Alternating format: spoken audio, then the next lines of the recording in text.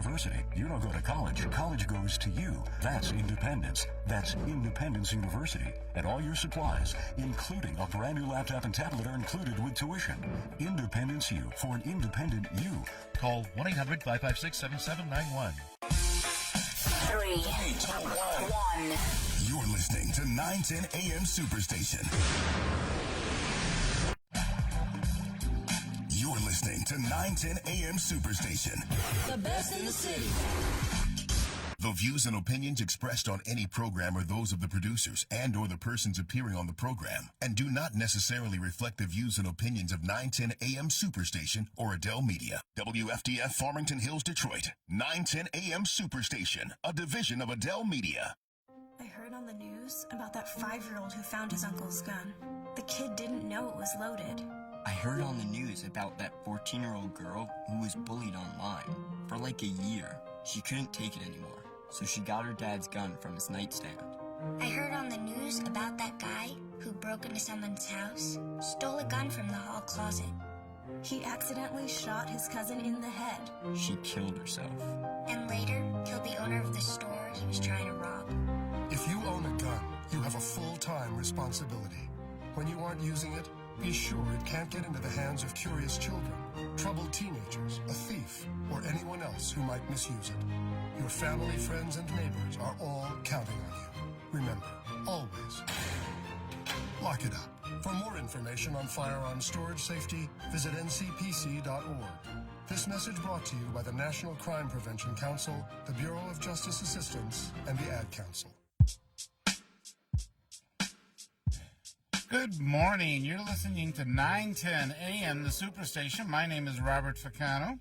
Hope you've had a good New Year and holiday break. Now we're set up. Looks like all the political winds are blowing one way or another. Yeah. First, let me introduce the panel. We have Scotty Boman, our residential libertarian. Scotty, good morning. How was your New Year? All right. It's 2020. Hope I can see better now. Still reading the reading glasses. Oh, okay. All right, inside joke there, right? Tom Choske, who is a Choske, you got it. I got it. I know. Our community activist here, and Police Commissioner Willie Burton. How was your gentleman's New Year's here? New Year's great, Bob, but we're looking to go harder for 2020. Exactly right. We're looking to see better 2020, clear vision. We're looking to have a clear vision to make sure that we're looking out at the community. We're looking at what's going on. We're seeing what's going on, and we're reacting appropriately. So hopefully this is going to be a real good year. Okay, great. Well, it's going to probably be a pretty big political year, obviously, with the national politics that are playing into it. Mm-hmm. Just off the top of your heads, with what happened with the killing of the general, I know some people are calling it assassination. Mm-hmm. It's an interesting play on the terms because, in essence, if he has been spurring up all the war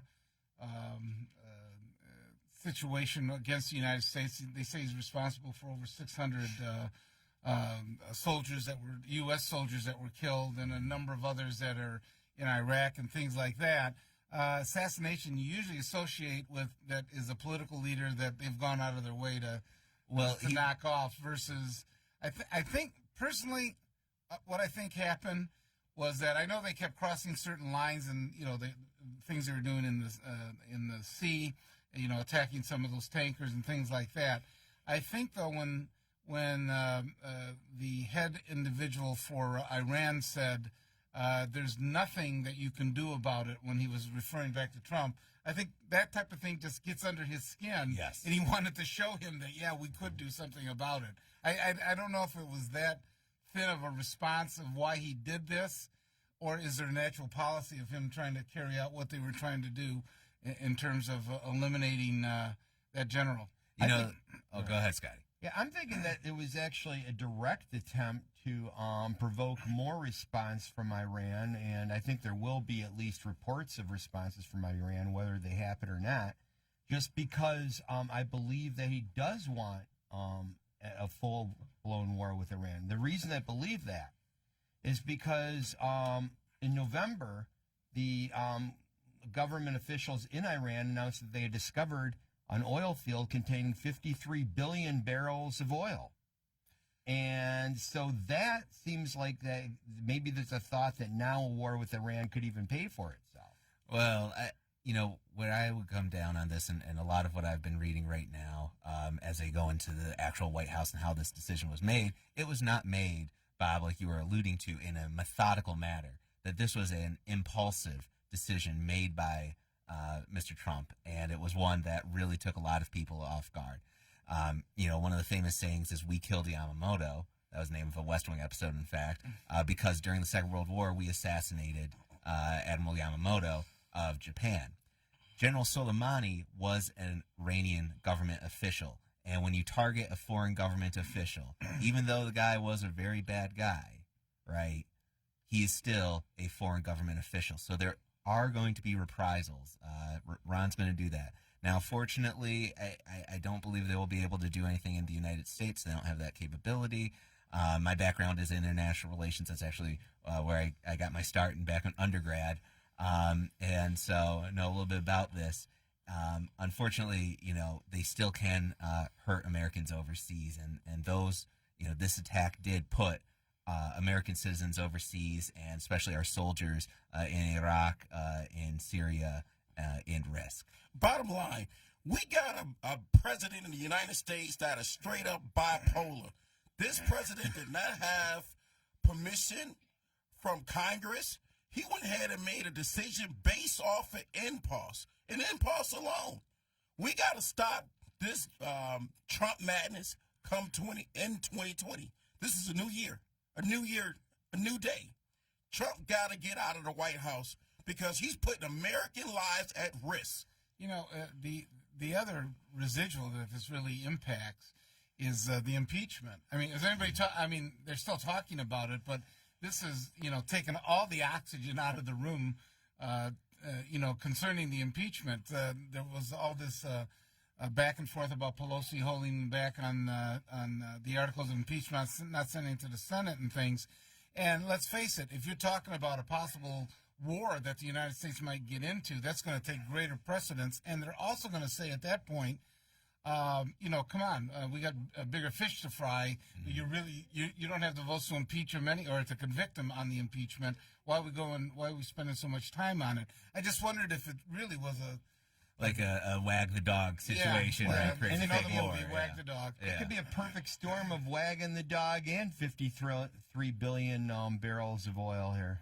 Well, one thing to remember, Scotty, actually, the number one producer of oil on planet Earth last year, you know what country it was? United States. I know that. Yeah, so... But it doesn't mean the United States doesn't try to grab up control of all the oil fields in the Middle East that it can. Well, let me tell you, there's a lot better ways to make money off of Iran than just oil. Well, I'm not real defending estate, the there's all policy. sorts of other markets to get involved in. I'm no fan of this policy. What's interesting, which I didn't know, which makes them a more sophisticated enemy.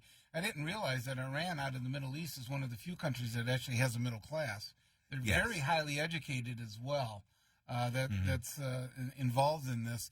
So they're not a third world country that you're easily going to be able to push around. They do have resources that they can draw back on.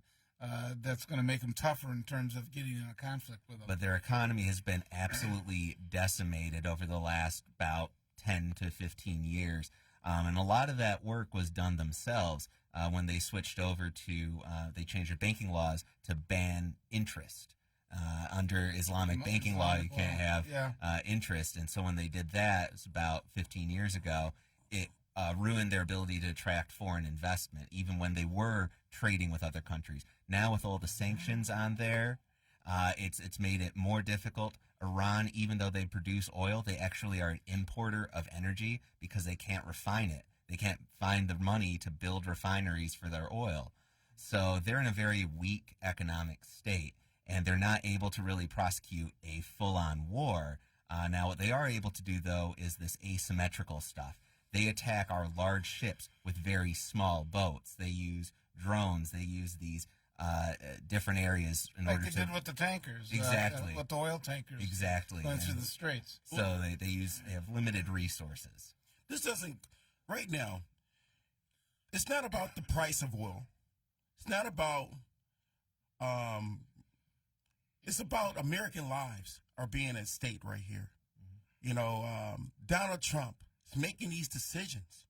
This calls for another impeachment. And we need to have a speedy hearing on Donald Trump. He has to get out of the White House before he endanger more lives, which he's going to endanger more lives with this war right now in Iran. You're starting a war without a declaration of war from Congress or even a consultation with Congress, which, I mean, they've already been ignoring the Constitution and Declaration of War, but so, well, we consulted with them, that counts. Well, and they're not. He didn't even do that. Historically, unfortunately, the past like 3 or 4 presidents have been doing that. Yeah, what we seem to forget that also President Clinton, right when he was facing impeachment, he authorized an invasion.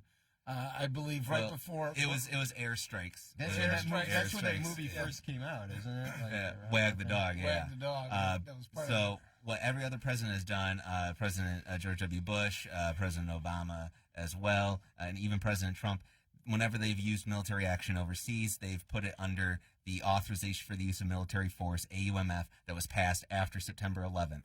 That set up the quote-unquote global war on terror. That said that the president is authorized to use any means necessary to attack terrorists. If you notice, he was very explicit that he was about to go after American lives, that there was a terrorist act that was involved in what they were doing and things like that to fit under that particular statute. And, of course, it makes perfect sense that between, let's say, Iran, Iraq, and Saudi Arabia, since 9/11 was perpetrated by a Saudi, that we would, of course, be buddy-buddy with Saudi Arabia and go attacking Iraq and Iran.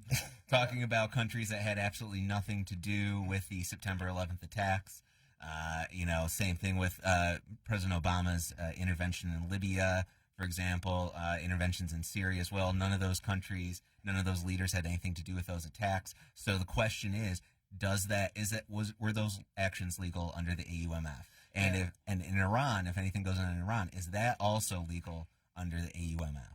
Yeah, it's well, we got a couple callers on this. Greg, you're on with the panel. Hey, you guys. Mr. Positive for the new year. Yes. Happy New Year, everybody. Happy New Year.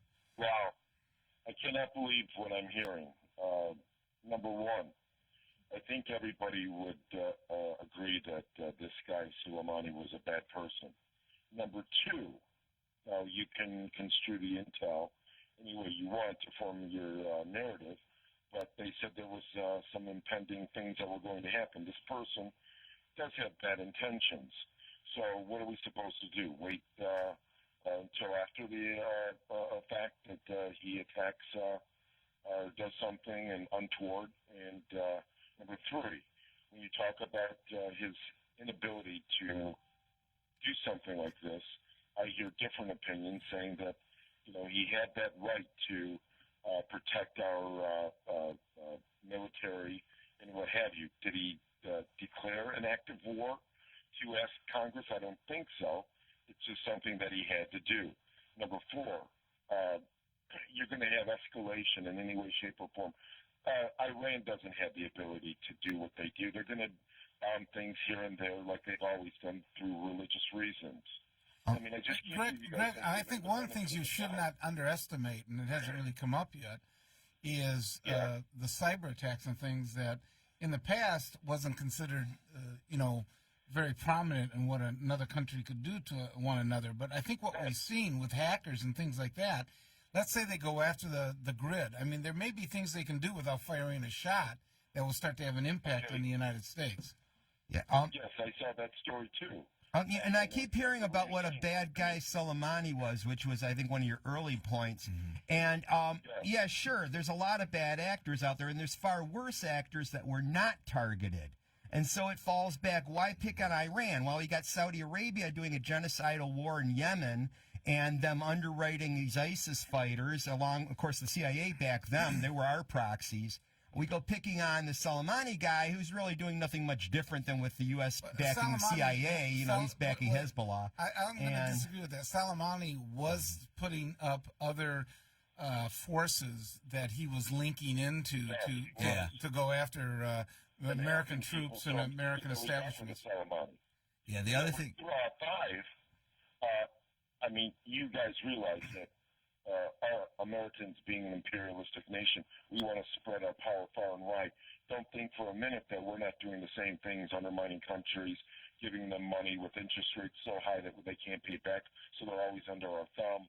I mean, no, I think you're mixing that up with China. China's their Silk Road project is the one that's doing that. Then again, no, Greg is partially right, except we do it under the guise of the IMF, which might be why one of the reasons Iran was so quick to you mentioned in the past 10 years they're not doing interest on loans anymore. Maybe the international banksters have a role to play in this too. Well, and we were talking about earlier with interest rates. Yeah. Yeah. And gentlemen, I mean, I got to tell you, regardless if you like Trump or not, he's going to win again. You guys have nobody that's going to beat him. You can keep pounding the. I think he's very scared of Biden. I mean, he keeps. I don't know if he's scared of Biden. He keeps playing whack-a-mole with him, and he keeps trying to knock him down, and Biden keeps popping up. I think he's I think he's very concerned about him. Very good, very good. Hey, remember Elvis's birthday, January 8th? And you guys have a great day. Okay, you too, Greg. Thanks. Oh, and happy 12th day of Christmas. Okay, we're covering all the gambits here. This is going to be something that's going to, I believe, have a long-term impact because I think Iran just isn't going to sit back. Now, one of the advantages of what they did when they knocked out the general, he had his whole staff around him, which ones were really the ones that were able to organize and put together counter-resistance and things like that. So it's probably going to take them longer to actually react to this than people anticipate. The other thing, too, is the Revolutionary Guard in Iran exists outside of what we would generally consider like a regular military. There is a regular Iranian military. This force operates with impunity. It doesn't answer directly to the Iranian government. It actually answers directly to the Ayatollah, and even that is suspect because the Revolutionary Guard in Iran exists not only as a military organization, they exist as a economic player. They own factories. They own aspects of the Iranian economy. And so they're financed not only by the government, they are financed by themselves. They undertake things. They engage. So were they the militia that was actually protesting at the American embassy? What they do is they can finance that kind of stuff. Okay. And they route their money through dark channels. They get involved in weapons trading and drug trading and all these kinds of things to finance their activities. They're not just simply state actors. So they work in a weird way. So the Iranian Revolutionary Guard can do certain things. Iran might not. But they're also not at the scale where they are able to prosecute a full-on traditional quote-unquote war against the United States. Huh.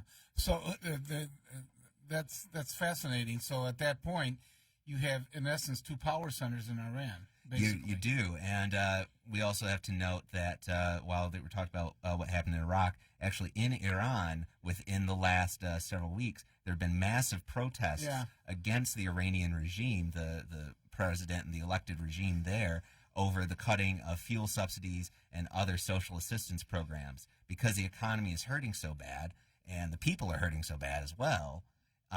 The country is like hurting them, so they have these problems. So philosophically, they may do the same thing as the president over here would do. If you're getting a lot of pressure at home, what do? You go out and engage in some type of war that might be able to help you take the pressure off on what's going on locally. Mm-hmm. Because historically, countries, at least initially, unite, behind their leader when they're attacked or when they're actually engaged in a conventional war. In things like that. And I wouldn't be surprised if you wouldn't see a boost in popularity in polling of Trump because he actually did this. Bob, a week ago, Russia, China, and Iran began a 4-day military training exercise. Right now, Americans, and to our listeners, we need to organize, hit the streets, and petition against Donald Trump and say, we want no war. We do not want to go to war. He ran on that, but then he just transferred 7,500 troops, I believe, into where Iraq. I'm not sure he did it. He'll need more than that. On top of the fact that there were several tweets that he made back in this was about 2011, 2012, 2013, about Obama starting a war with Iran to try to boost his poll numbers. So. That's interesting. Yes. Okay, we're supposed to go to break here. JJ, hold on. We're going to get to you right after the break, and we'll continue on with this. A little bit later on, we're going to have Bernie Porn, who is Epic MRA, Polster, but also what's politically going on here, not only in the presidential race, but also here in the state of Michigan. So we'll be right back. You're listening to 910 AM, the Superstation.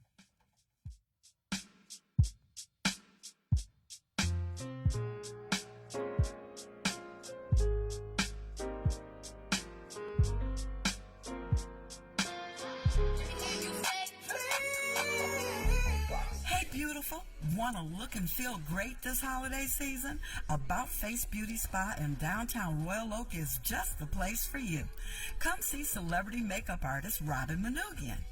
It's the ultimate spa experience. About Face Beauty Spa has holiday and winter specials to make you look and feel great.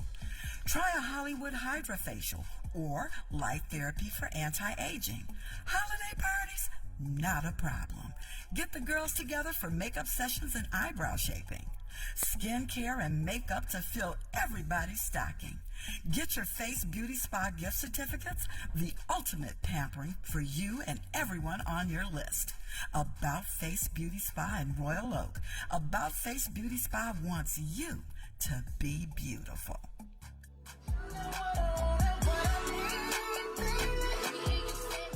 Are you drowning in debt? Struggling just to make minimum payments? It's not your fault. Serious debt can happen to anyone, but there is hope. Our debt-free program has helped thousands of good people, just like you, eliminate their credit card debt. Call us today, and we will dramatically reduce your credit card debt down to just a fraction of what you owe. The call is free. The consultation is free. Take control of your credit debt. Take control of your life again. Call now to see how our debt-free program can work for you. Call 800-872-5230.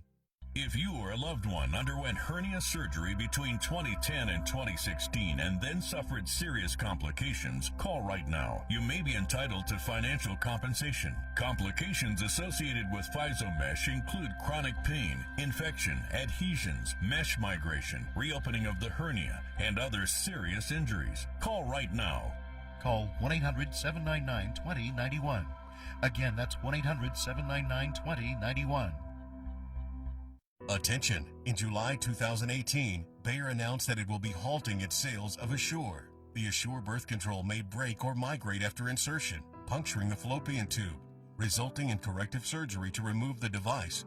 Thousands of women have reported debilitating health problems to the FDA. In April 2018, the FDA restricted sales of Assure to protect women and required that patients receive risk information. Please call 800-425-9539. Hi, I'm Hunter Ellis, and this is Atomic Beam USA, another bright idea from Bulbhead, the ultra-bright, tough-grade flashlight that features tactical technology used by U.S. Special Forces. This flashlight has a feeble 125 lux output. The Atomic Beam USA has up to 5,000 lux. That's 40 times more. We're going to drop it hundreds of feet from this helicopter. It hits the tarmac, and it's still working. That's what I call a tough flashlight. Heavy downpours, mud puddles, even extreme temperatures are no match. You could spend over $100, or the Atomic Beam USA can be yours for just $19.99 with free lifetime guarantee. Order now, you can double it and get a second Atomic Beam USA. Just pay a separate fee, and we'll even ship them to you for free. Atomic Beam USA is just $19.99. Order now. Call 1-800-638-2619 to get your Atomic Beam USA. Call now or go to atomicbeam.com. So call 1-800-638-2619. Deluxe version available. Order now. Have you been denied credit or hit with high interest rates? A low credit score happens to many of us, and millions of people are victims of incorrect items on their credit reports and don't even know it. That's why you need credit repair now. Our proven process has resulted in past clients seeing on average 11 negative items removed from their credit report and a 40-point increase after the first 4 months in our program. Call now and request your credit report and credit score for free in minutes. Call 1-800-783-9197. Good morning. You're listening to 910 AM, the Superstation. Good morning and Happy New Year to everyone joining us back in here. Promise here, JJ, you're up next with the panel. Good JJ? morning, guys. Happy New Year. Happy New Year. Happy New Year. Hey, real quick, a couple of points, and I want to ask you a question.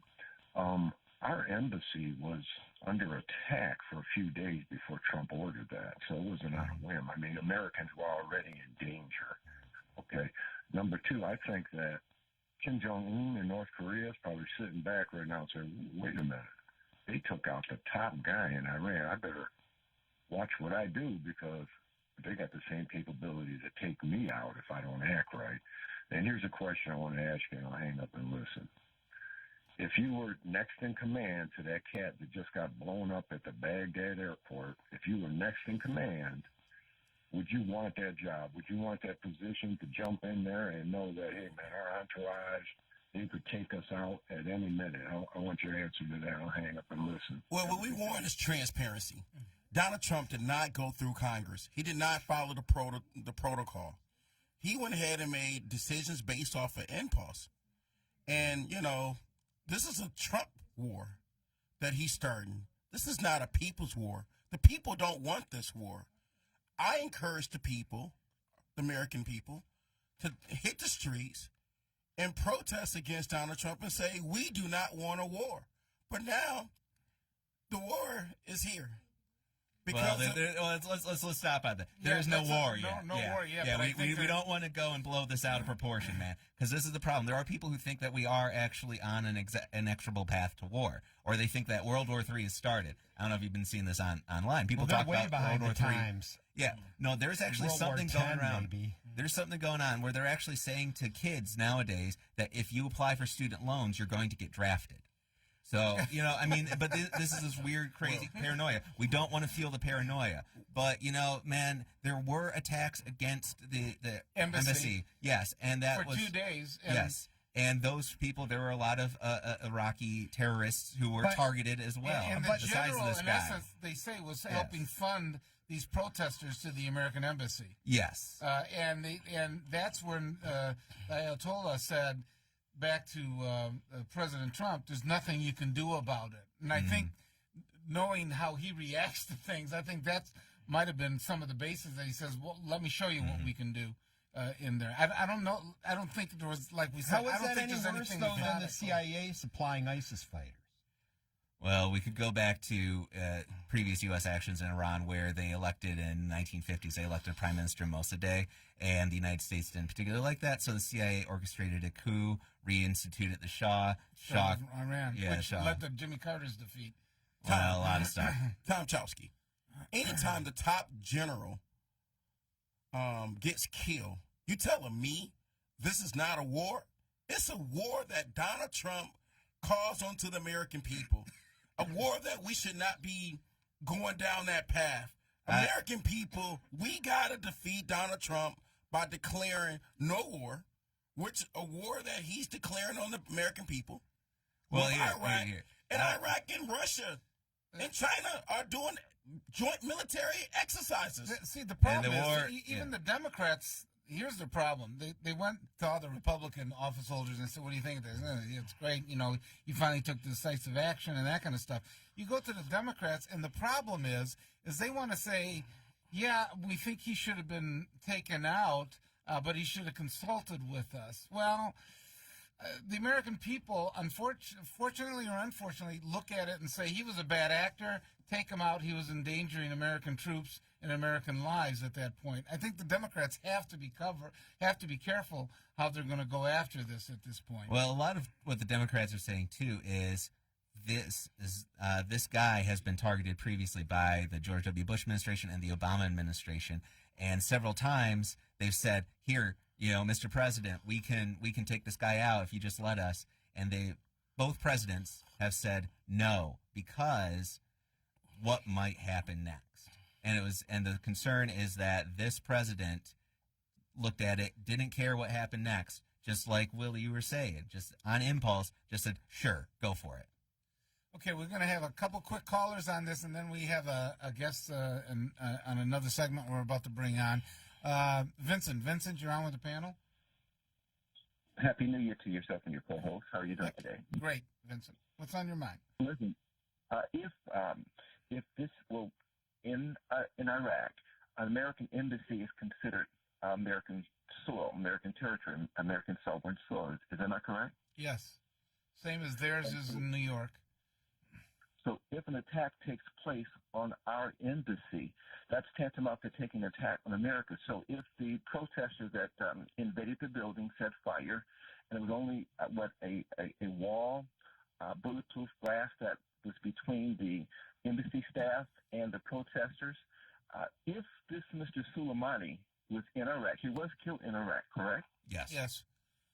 So if he was in Iraq plotting to kill more Americans, would it not be justifiable, do you think? I'm just asking the question.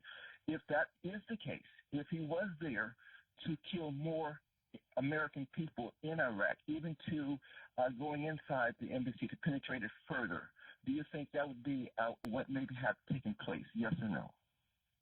Or is that something to consider? I think he was plotting other situations to go after American strongholds. I think that was some of the basis that he was assigned to do. He's a bad cat. I think we got to ask also, are we going to make special exceptions for some countries and not others, and some leaders not others? I mean, for instance, if Donald Trump, for instance, or actually I think it may have been preceded, it may have been even under the Obama administration. I'm trying to think of, no, it was under Trump, that you had Americans instigating that coup against the elected government in Ukraine.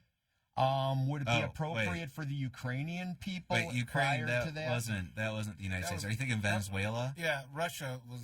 No, I'm talking about the coup that removed the elected officials in Ukraine, who actually were favorable to Russia at the time. And I think maybe it was under Obama.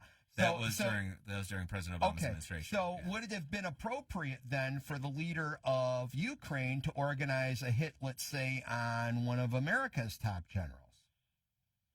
Well, let's put it this way. If this was an attack, if this gentleman, Soleimani, well, I won't say gentleman, this man, Soleimani, was there plotting to kill more Americans and orchestrating the more break-ins to our American soil, territory, sovereign soil, embassies, that's what I'm referring to, then you have to address what's actually taking place. So you may have a desire not to go to war, but what they did was an act of war. To invade our embassy, is that not considered an act of war? Yes or no? Remember, we're dealing with Iraqi. Hold up, listen to me, brother. We're dealing with Iraqi folks who were protesters. Now, they might have been financed by Iran, but the people who actually invaded, these were not Iranian soldiers, these were not Iranian citizens, these were Iraqi citizens. And the United States, which we believe were financed by Iran. Who were financed, correct. And so the United States military has been going after those Iraqi terrorist groups. Which this general was very good at setting up continuously around the whole Middle East region. That was primarily his job the past 2 or 3 years, hasn't it been? Well, to set up these ghost, not only, I don't want to say protests, but actions against the United States. Yeah, asymmetric responses. Well, and I think that, that's the key point. I think that you're making to the caller here is, it's a government attack on an embassy is clearly an act of war. A group of protesters attacking an embassy that happen to also be backed by a government is not directly an act of war. Okay, but what I'm saying is we may not know further information that yet remains to be seen. My point is, if that is the case, then it might be justifiable. But right now, the citizens don't know what was really taking place. We see the outcome, but if there is further documentation to prove that this man is there from Iran, representing Iran to go against America, then it may take a different flavor. What I'm saying is what we're assessing may be premature, is my point. We're making judgments without having the full information. That's my point. Yeah. There may be some other additional matters for consideration that may make this more clear at a later date. And you can't take this in isolation. It appears that Iran had been taking several other actions, attacking the tankers. They were doing several other things, and this president happened to say, if you're ever going to endanger American lives, you're going to see a response. I mean, in theory, the United States tolerated a lot of other type of activities for about at least a month and a half. But you're right, not in theory, in actuality. You remember when Iran took our military boat hostage for a couple of days? They showed, this was a few years ago, they showed our soldiers, one of the, I think it was a female, she was in tears on the boat. They were like cowarding, and they never should have surrendered the boat. I mean, under military code, they were supposed to fight without cease, not to surrender to Iran. They surveilled the boat, photographed, and then they returned it 2 days later. We didn't go after it. We didn't send our military personnel to go and retrieve the boat. So Iran did that. Iran has been doing a lot of things, and so when you continue to ignore that, festers them into doing more. I mean, it encourages them to do more. And plus, they're desperate because their economy. Didn't you just say they returned the boat? They did return the boat a couple days later, and the soldiers, but that was after they had did their surveillance of the boat. They wanted to get information. They wanted to get all the technology off of it, basically. Well, the Chinese did the exact same thing back in 2001 as well. The United States didn't do anything against China. If we had went in right away to retrieve the boat, send personnel to rescue those men, it might have had a different flavor. It might have shown Iran that we're willing to stand up for our personnel, our people, our military, for our government, and not allow you to coward our military and go at your whim. And that's maybe something that gives them the encouragement to keep doing more, is my point. Yeah. Well, last time that happened, it didn't work out so well for Carter, and it worked out very well for the Iranian regime. How far was it from the coast of Iran where that boat was captured? That's always the interesting part. They were more than 200 miles off coast. No, it's 20. No, it's 20, actually. Oh, they were more than 20 off coast? I don't think 200. I don't think you can claim 200 miles as your sovereign, coastal line. Okay. All right, Vincent, thanks. We appreciate it. You enjoy the show, and you have a wonderful day. Okay, you too. Thanks. John, you're on? Well, Happy New Year. Well, Happy New Year. Our postal worker. You're not retired yet, are you? You're probably just resting up from that Christmas rush. A few months ago. But I think the media is making this a war bigger than it has to be. The media, when Trump did what President Bush and President Obama failed to do, they took out the guy that they said they were going to take out. So, I mean, the American people are behind Trump. And so, like I agree with you, Bob, the Democrats better be very careful on this one. And the media should be explaining to the American people that this guy was a bad guy. He did it to mean intent and bad harm on American personnel and American soldiers overseas and around the world. So Trump did what's right. That's all I got. Okay. Do you think that this type of policy is going to hurt the Democrats? Or do you think he did this at all to take some of the oxygen out of the room on the impeachment? Let me say it that way, John. I think what the Democrats are doing now is trying to distract from the impeachment, so they want to just trump on the war because they have nothing on the impeachment. If they had something on the impeachment, then Nancy Pelosi would have brought the impeachment forward so it could be settled. They did it with Bill Clinton in 20 minutes. She already knows that it's going to lose if she brings it forward now because there's a Republican majority in the Senate. That's why she's probably going to wait till January 3rd, 2021 after the election to see if there's a Democratic majority. Well, what Nancy Pelosi's doing, she's trying to make a deal. And I blame both sides of the aisle, Democrats and Republicans, because Nancy Pelosi's son has ties to that Ukraine oil company, too, that Joe Biden's son was dealing with. And that's not get put out. And I believe that Republicans and Democrats on both sides of the aisle, the career politicians, have ties to that. And they're just trying. Okay, John, that sounds like a Fox fairy tale there. I never heard that Pelosi's son has any ties to the. I heard that. I got that from another source. So you can look it up. It's true. Yeah. Her son is on there. Her son has got some ties with the Ukraine oil company. The Onion. But it's just. With all these Democrats getting ties to Ukrainian oil companies, okay, where's my tie, okay?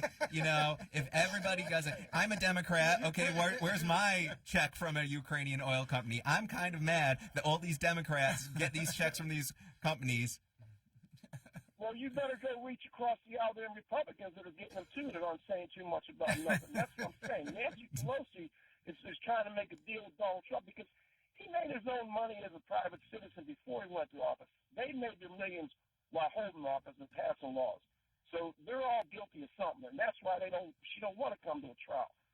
everything will get exposed. And Trump gets 2020, look out. They'll all be bugged. They'll all be build another jail. The problem is Trump is so impulsive that if he does get a second term, he just might become very reckless. That's not that he isn't somewhat reckless now, but he's going to become very unreckless. I think that he'd be unleashed, and I think he'd be very dangerous. He's got the same people in the military, the secret intelligence guys, that told President Bush and President Obama this guy was a bad guy. We could get him. They did nothing, and Trump did something, and I think the American people are happy with this. I said the Democrats better be careful. Okay. That's all I got. All right, you got it, John. Great. Have a great Sunday there. We appreciate it. Okay, right now we're going to bring on a guest that has joined us, and I'm going to have one of you introduce her and the issue that it's surrounding Scotty. Would you like to do that? Yeah.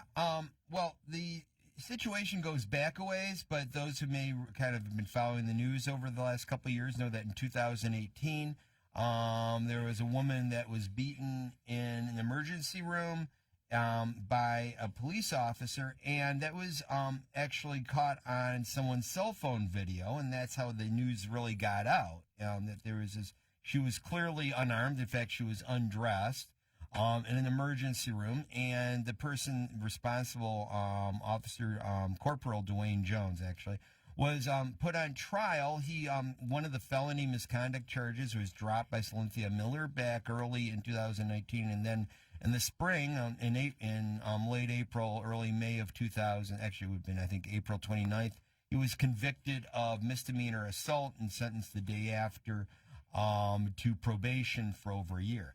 Well, since then, the whole story kind of fell off the headlines. And one of the things that came up most recently is on November 1st, there was an appeal. Jones was granted an appeal. There was there's supposed to be something called a Ginser hearing within 35 days at the 36th District Court leading into the next trial. But that has not happened. The only thing on the docket right now is that there is a probation review on May 1st. Now, the lady that we're going to speak with is Ashley Smith, who is the sister of Sheldy Smith, who is the woman who was beaten in that emergency. Ashley, you on with us here? Yes. Can you guys hear me? Yes, we can. Good morning. Good morning, everybody. Can you shed a little light on, apparently, there seems to be a lot of cross currents of what's going on in this case and, you know, where it's actually headed and what's going on right now? Yes, I can. First of all, thank you all for allowing me to communicate and talk to you and your audience. I really appreciate it. Secondly, the Corporal Jones, that situation, it seems like they're moving kind of far, not within the limits of the law. And it's already discouraging because we all saw the video and we saw how, you know, there's been no accountability. For him to be granted an appeal with the video that shows that he clearly violated the law. If you or I or any other citizen would have done that, guess where we would have been for violating someone who was in the hospital. So that's disheartening, not just as a family member, but just as someone who's, you know, just a general, anybody in general. We're not sure what's going on with the appeal because it doesn't seem as if we could find any other information like we should. Okay, I'm trying to focus on what was the issue that was actually appealed. Yeah. That there was a dismissal of the of one of the charges. Is that what's being appealed? No, there was back earlier there was a dismissal of the felony misconduct charges. That was like over a year ago. Okay, so the judge looked at that and dismissed it. Was that action of the judge appealed by the prosecutor? Not that I know of, but the issue that I'm bringing up now is this most recently on November 1st, the thing he was found guilty of. The other one was simply the case never went to trial on the misconduct. Okay, so he's appealing the misdemeanor conviction. Right, and he was convicted of that and sentenced to a year probation, so he didn't even get any time on this.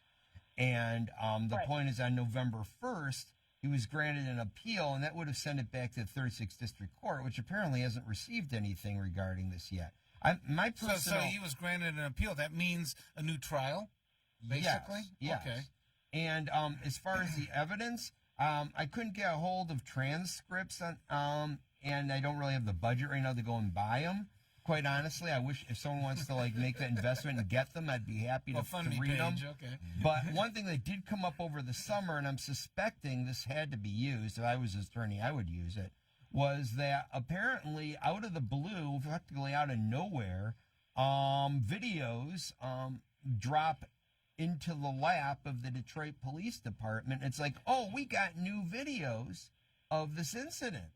And I do know at least one person who watched it who's like, well, there's nothing exculpatory about this. But really all they need in order to kind of kick the can down the road and have an appeal is for the attorney to say, well, we do have new evidence because videos surfaced that we weren't privy to before. And supposedly when Chief Craig was confronted with this, Chief Craig said, well, I didn't know about the videos either. Now, I don't know how they could not have. I think they're body cam videos.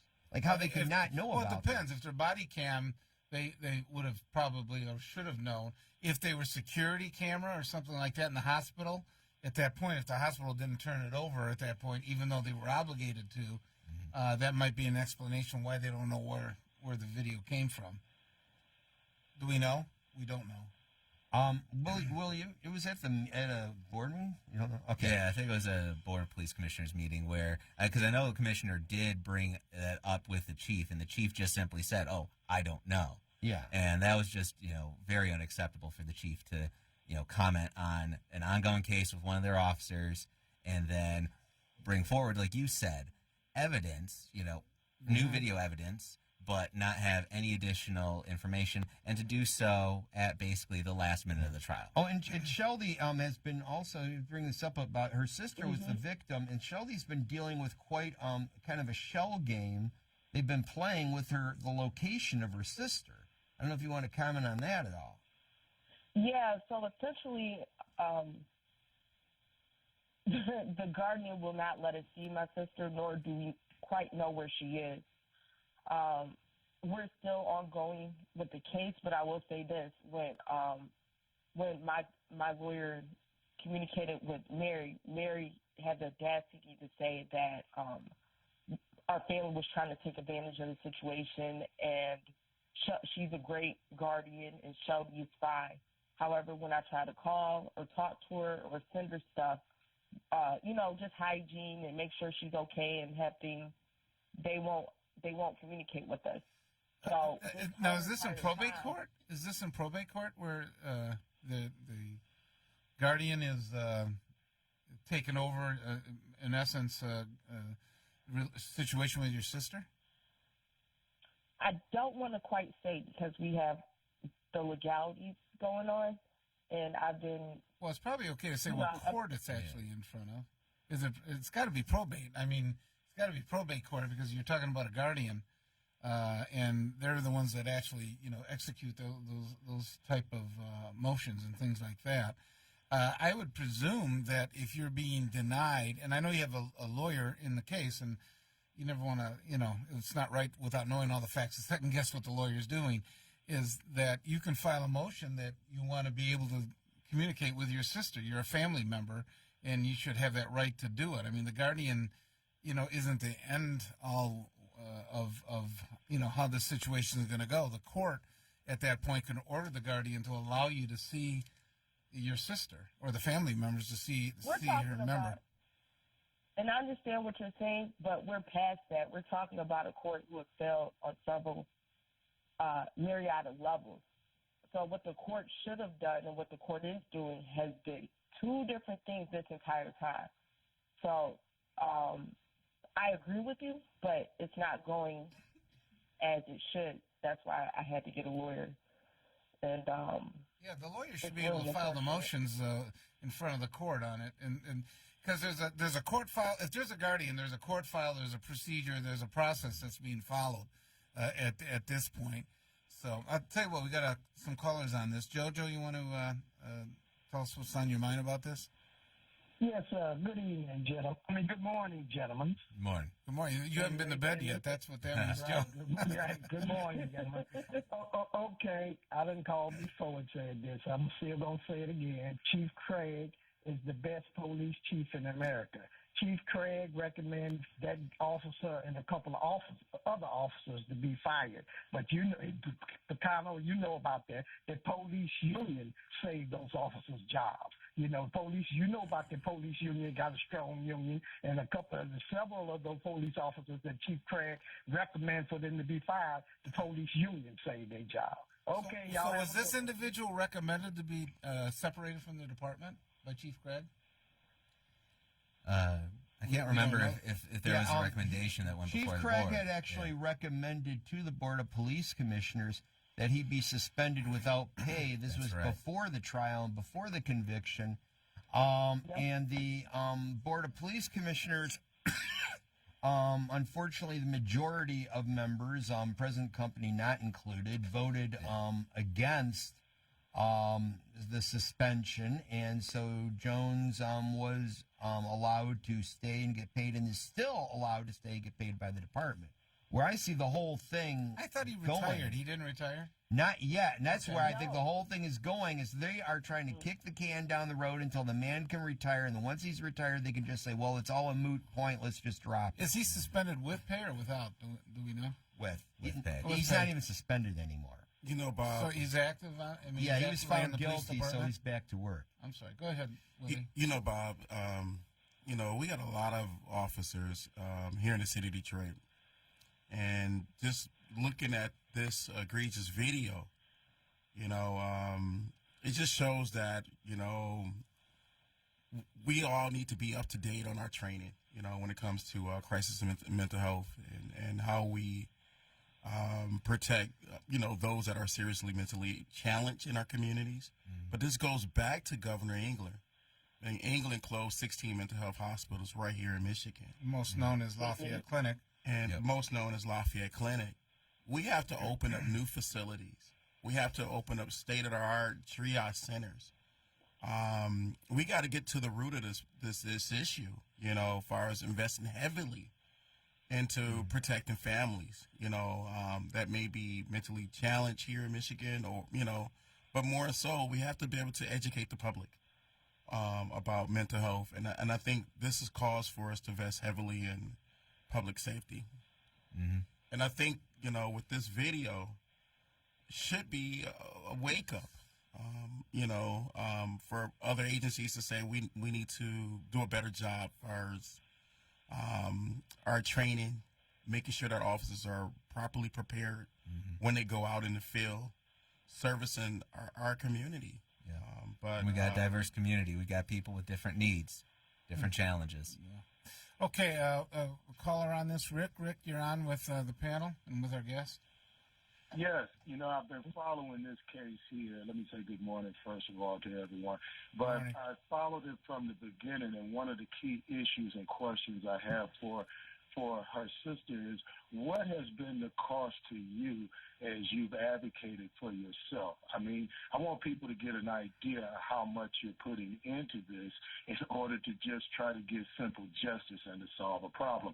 And then, are there any problem-solving policies that helped you along the way, the way they did things, and where are there issues that have hurt your process, where they've stonewalled you or not provided you with adequate assistance? And I bring that up because it seems as though justice in these situations can be costly. The fact that it's not organized in any way to help us average citizens attests so much to the real disconcern and ineptitude of most of the people involved in the process. Now, that's really an egregious situation. So, May3.com, guys. Thank you. I'll take it. Thanks. Offline. We appreciate it. Go ahead. Thank you for the question.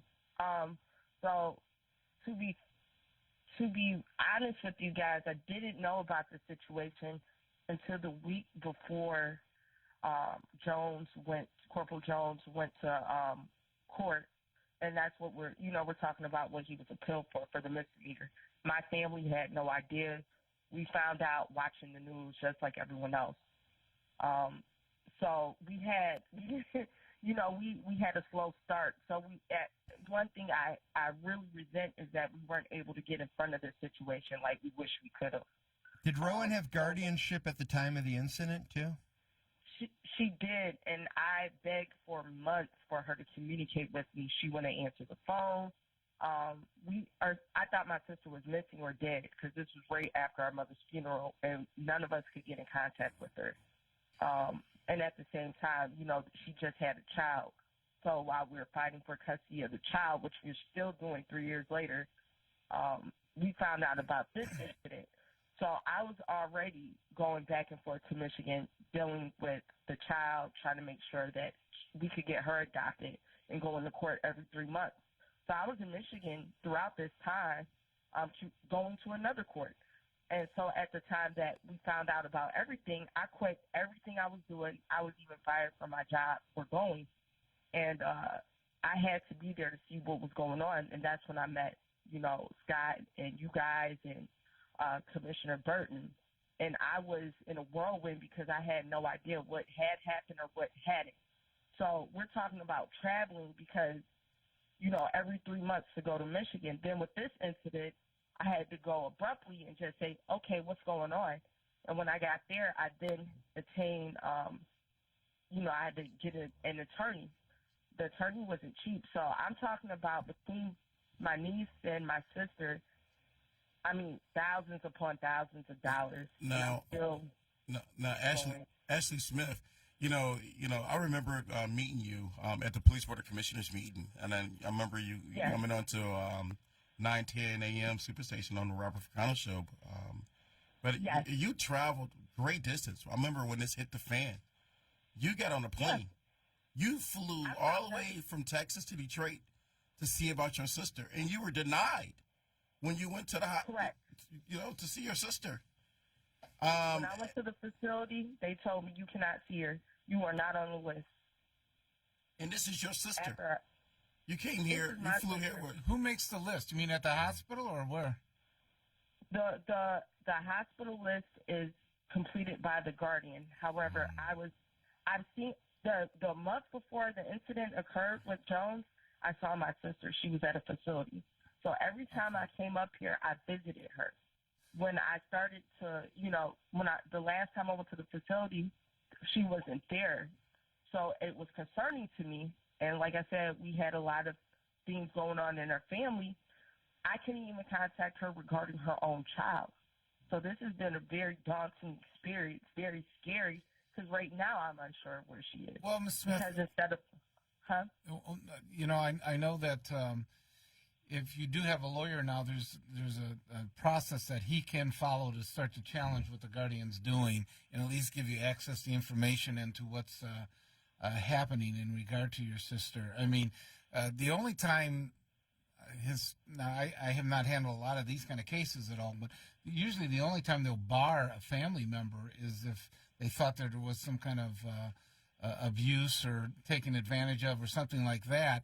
But that usually is done through the court order. I mean, the court is going to issue the order banning, not the guardian.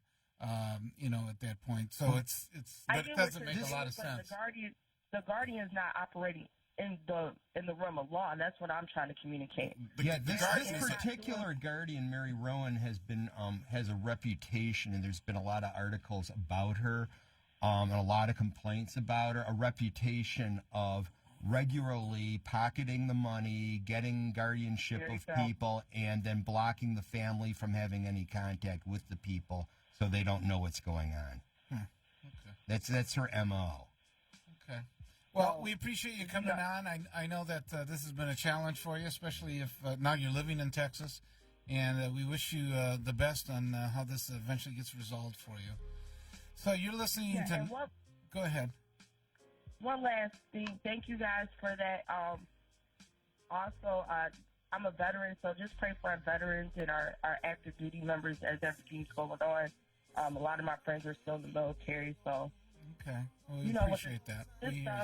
Yeah, please. Let's pray for them. And we appreciate your service, and we're going to pray for all of our armed services personnel. Be out of harm's way. Exactly. Okay, you're listening to 910 AM, the Superstation. When we get back, you're going to be listening to Bernie Porn telling us some of his insights on what's going on nationally in politics as well as here in the state of Michigan. Bernie Porn! To show you someone you know that knows you and gives you motivation. This is Reverend Sharpton, and on the last Keeping It Real with Reverend Al Sharpton. Oh, I just don't count the votes. They're not there with the vote. They just get I just answered you before, sir, that I know thousands of people that are in the rooms when the votes come in. Every candidate has people in the room.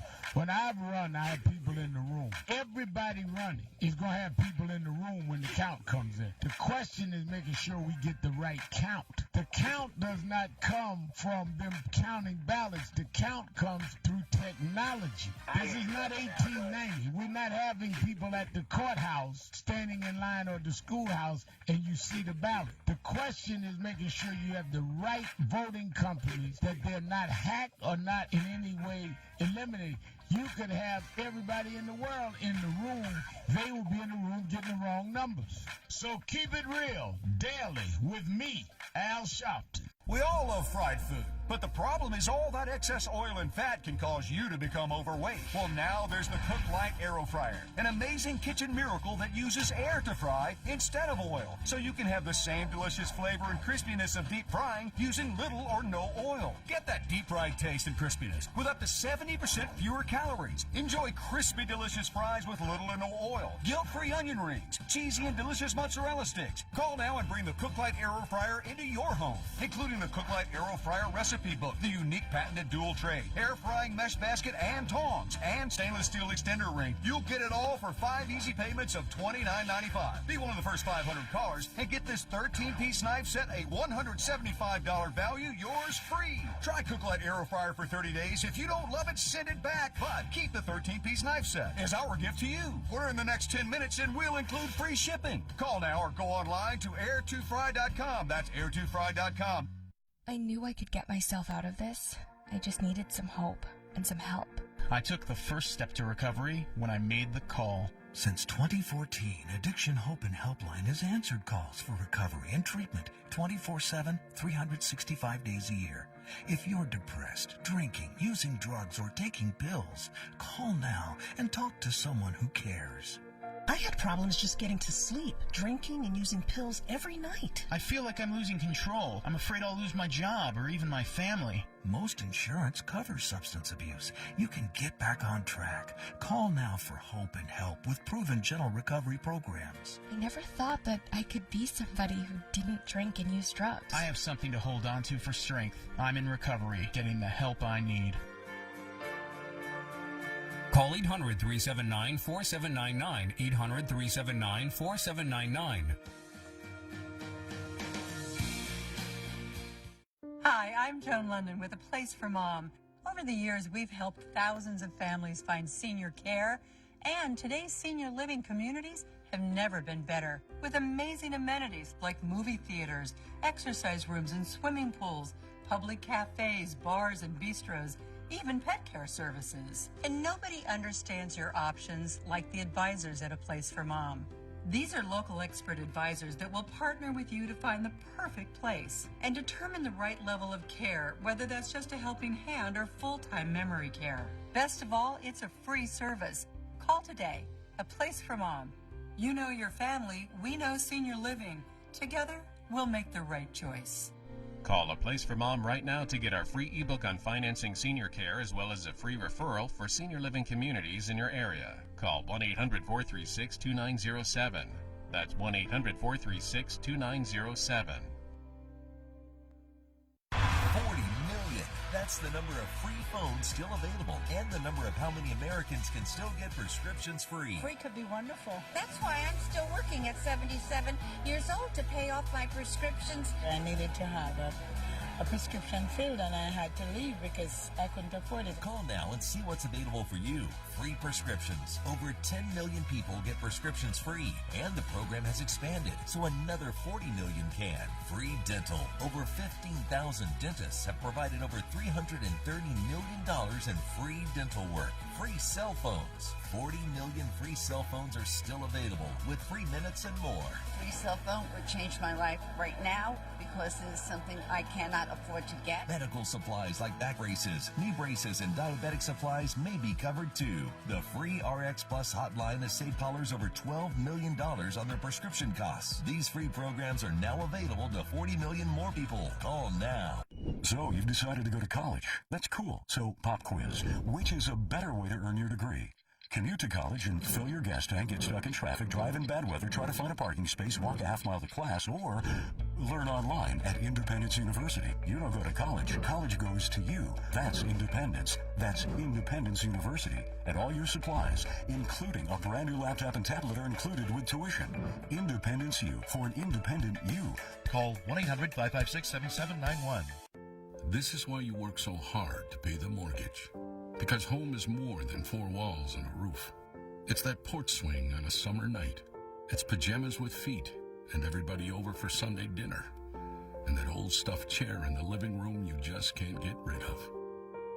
This is why you work a second job. This is why you learn to fix things yourself so you can save on repairs. Because home is your place, your memories, your family sleeping in their own beds at night. And that is why we want to help. We are making home affordable, a free government resource that can make paying the mortgage easier. And now even more options are available. Call 888-995-HOPE today. That's 888-995-HOPE. Or visit makinghomeaffordable.gov. Good night, Mama. This is why. Brought to you by the U.S. Treasury, HUD, and the Ad Council. The most powerful voices in the African American community are all right here on the new 910 AM radio superstation. WFDF Farmington Hills, Detroit, 910 AM Superstation, a division of Adele Media.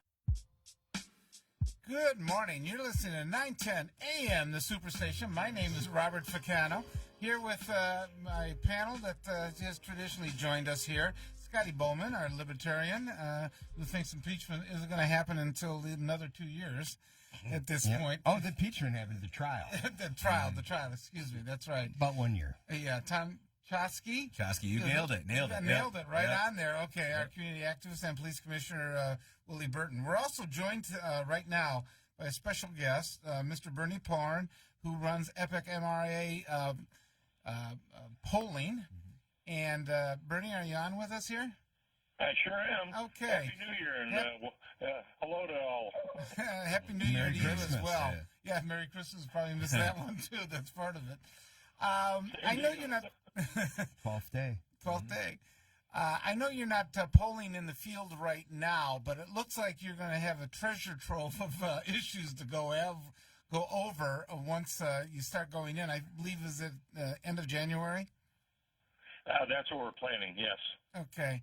And just some thoughts, and here's one that I'm starting with. We're obviously talking a little bit of politics here with everything going on, is that the DNC, the Democratic National Committee, has set up a standard that says you got to have X number, you got to have like 5%, I forget what the percentage is, of polls, and there has to be a certain number for you to be on their stage for their debates. You are a professional pollster. Do you think that's a realistic thing to ask of candidates, especially in the early going, or do you think that's just part of how they got to weed it out and there was no other real way to do it? They also had a number of people that had to contribute to you as well in order to qualify to get on the stage, and they keep raising the percentages, I think, both of the polling and the number of people that need to contribute to you, where you've now started to actually have, 5 or 6 that are on the stage. But what has happened is that the party that has always, been advocating for diversity seems to have knocked off all the people of color on the stage, and you have the traditional white male. You have some white female, but traditional males that seem to be the ones that are leading the pack right now with Bernie Sanders and Joe Biden. Well, and as I have watched this, I always thought that one or more of the African American or minority candidates would continue to be able to participate. However, I think it is a function of the level of support that Joe Biden continues to receive from those voters who otherwise would have supported Kamala Harris or the other candidates of color. And when you have him getting that support, that almost as much as the standards reduces the probability of their competing in the race. You know what a lot of people like to point out is that 8 years ago, or no, I guess 12 years ago, when Hillary Clinton was running against President Obama at the time, that President Obama was not doing substantially well in either Iowa, New Hampshire, and South Carolina. I'm sorry. And at that point, it wasn't until he, in essence, showed that he could win, when I think he surprised Clinton in Iowa, that suddenly in South Carolina, the African-American population started to shift and said, okay, yeah, I think you can win. And I hear African-American candidates make the same argument and saying, well, let us show what we can do in Iowa, in New Hampshire, and you're cutting us off from being able to really participate in that because, you know, the debate stage isn't including us at this point. And so President Obama wouldn't have been able to launch, and he did not have the support in South Carolina until he showed he could win in Iowa, basically. And a lot of the candidates of color are making the same argument right now on the Democratic stage. Well, Bob, I don't know about South Carolina or any of the Carolinas, but what I do know about is Michigan. I do not see a drumbeat here with any of the candidates in the Democratic race. There should be a drumbeat, you know, that's drawing people closer into this upcoming election. I mean, once again, we'd be voting in March, right here in Detroit. March 20th.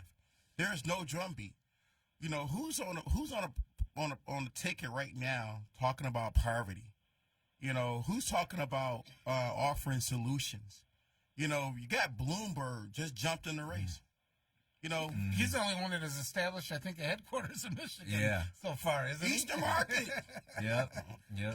You know, he's the only one that's actually opened one up. And another thing we got, there's no Republican debate. There's actually 4 candidates on the ballot in Michigan in the Republican field. 3, 1 dropped out. Oh, okay. Yeah. Bill Weld, I assume, is one of the ones that's still in. Bill Weld's still in. And he's like the only one getting any coverage, and he's only getting it on MSNBC, which is like a Democratic Party, stronghold there.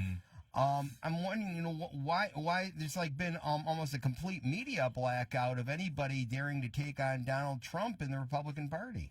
You know, the thing is that here in Michigan, who on the presidential ticket is speaking to our issues?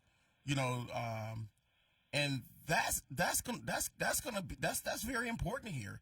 And then on top of that, when Bloomberg jumped in, we saw what happened in New York when he was the mayor. You know, with the stop and frisk. Yeah.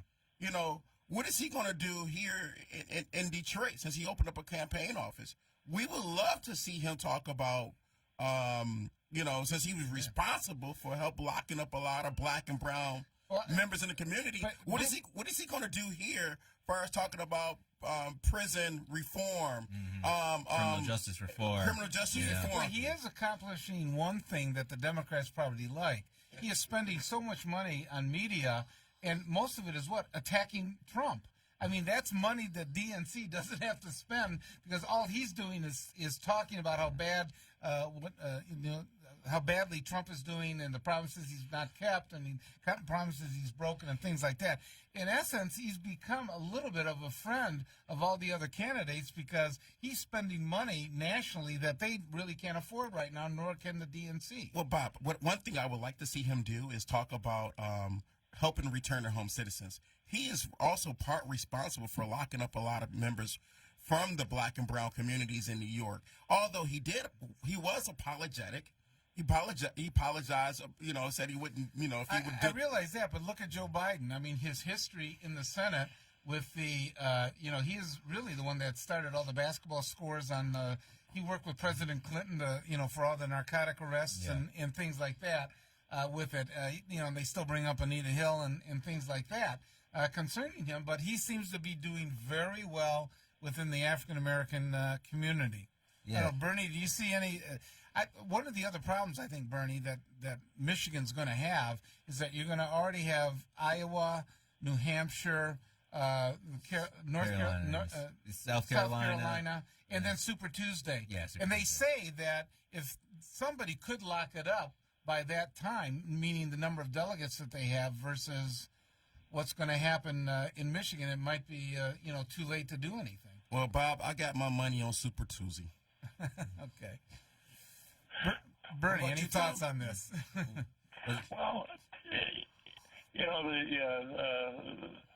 the Biden support, we don't know where things stand in Michigan. We haven't done any primary polling, although we will be doing some prior to the March election. And all I can tell you is that when we have tested the favorability ratings, Joe Biden had a much higher favorability rating than any of the other key candidates that are running. Was that in Michigan or was that just in Detroit?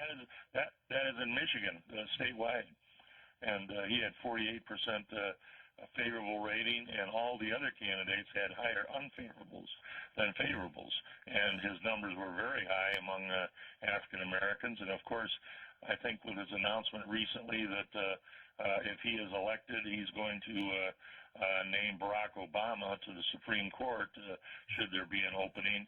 I think that could well strengthen his position among African Americans. Bernie Point, I don't mean to interrupt you, but this is Commissioner Willie Burton. Where do you see me being nominated in anybody's cabinet? How can I get that ticket?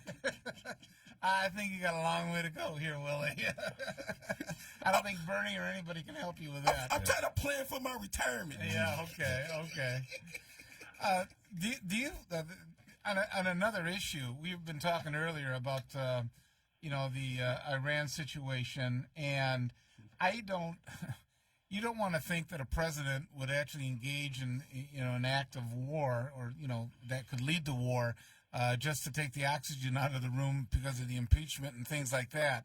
But do you think this helps President Trump right now, or do you think that I think it's completely sort of sidelined the whole impeachment argument? Everybody's talking about what happened with Iran and everything else, and I don't know if he brilliantly did that or if just by coincidence, they were planning to do this and it happened to coincide with impeachment. They haven't shown any proof of the imminent attacks that were going to be taking place, and when you look at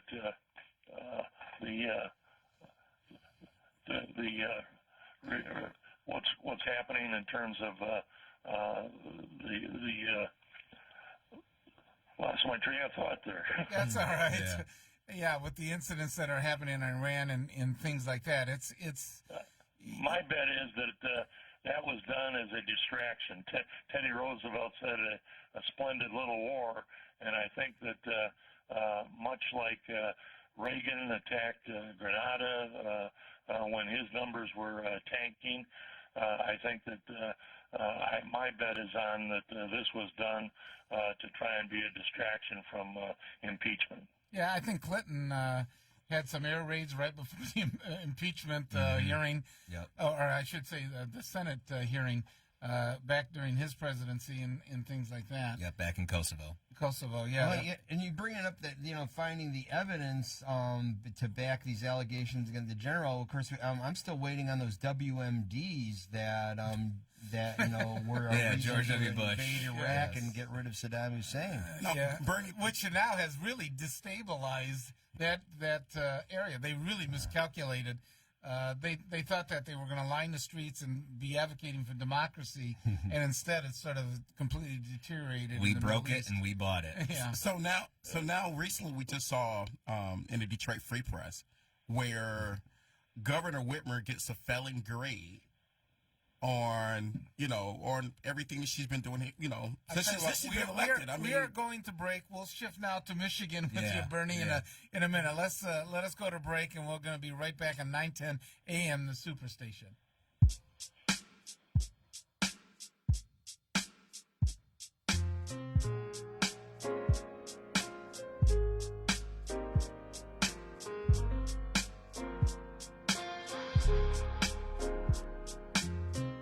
Listen up, America. Are you or a loved one suffering with an addiction to alcohol, opiates, prescription painkillers, or other drugs? There is hope. Medication-assisted treatment is proven most effective for opiate addiction recovery. Utilizing medications such as methadone, Suboxone, and Subutex, combined with inpatient treatment, you can achieve lasting recovery. Most insurance is accepted, so call us now. Please call 800-625-5860. So, you've decided to go to college. That's cool. So, pop quiz. Which is a better way to earn your degree? Commute to college and fill your gas tank, get stuck in traffic, drive in bad weather, try to find a parking space, walk a half mile to class, or learn online at Independence University. In the park on a bench, on the beach on a towel, or on your couch with your kid. Your campus is wherever you want it to be. You don't go to college. College goes to you. That's independence. That's Independence University. You schedule classes around your schedule, and all your supplies, including a brand new laptop and tablet, are included with tuition. At Independence U, you'll learn from professional instructors with real work experience. You'll get personal support in school and employment assistance when you graduate. Get your degree, but keep your life. That's independence. That's Independence University. So if you're really smart, you call now. Call 1-800-556-7791. Independence U for an independent you. Call 1-800-556-7791. So, you've decided to go to college. That's cool. So, pop quiz. Which is a better way to earn your degree? Commute to college and fill your gas tank, get stuck in traffic, drive in bad weather, try to find a parking space, walk a half mile to class, or learn online at Independence University. You don't go to college. College goes to you. That's independence. That's Independence University. And all your supplies, including a brand new laptop and tablet, are included with tuition. Independence U for an independent you. Call 1-800-556-7791.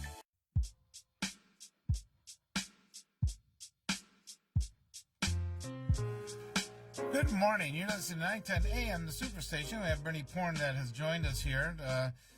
Epic MRA pollster and professional pollster at that, we can say, and has done a great job here polling here in the state of Michigan. Bernie, what was just raised right before break, getting to Michigan politics, is that it looks like the governor, to put it in a gentle way, got rolled a little bit by the legislature on some of the tax issues and the budget issues that sort of surprised me that they were able to really stand up and really overcome her vetoes, and at the same time the gas tax hasn't materialized to any sense to where we've been at this point, or I thought we were going to be at this point. And as Nolan Finley said not so nicely, she failed. Yeah, with it. What do you think about that?